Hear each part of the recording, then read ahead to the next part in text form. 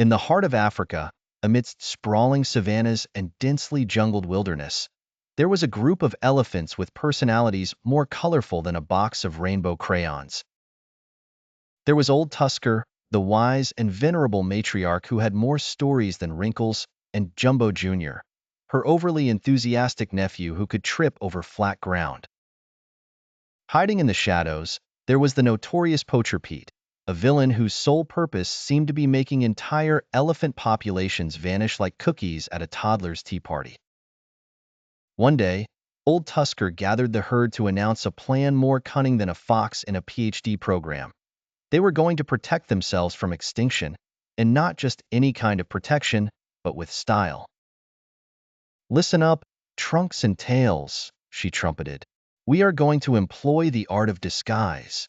Little Dumbo's ears flapped with excitement. "Are we going to wear hats?" he asked hopefully. "No, darling, think bigger," Old Tusker replied. Jumbo Jr. scratched his head with his trunk. "How about glasses with funny noses?" Old Tusker gave him a look that could curdle milk. "We are elephants, not clowns. We need to blend in with the environment." So the herd rallied together like a DIY craft club, preparing for the World Championship.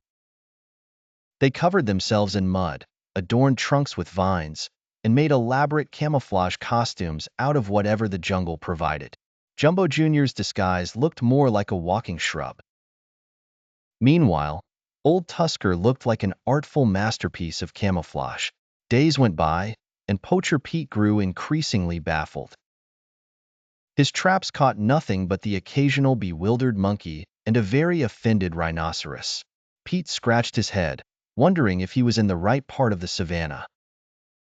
"I could have sworn this was Elephant Central," he muttered to himself, but no matter how many binoculars he peered through, he saw nothing but moving patches of jungle.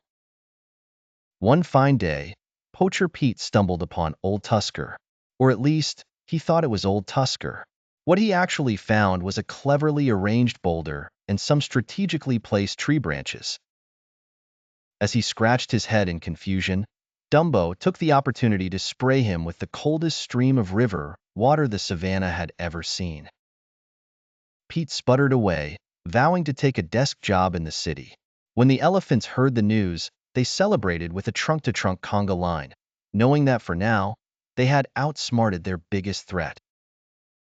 They had proven that even in the wild, wit and creativity could protect them better than any fortress. And life on the savannah continued, where the elephants upheld the new golden rule: always keep the poachers guessing.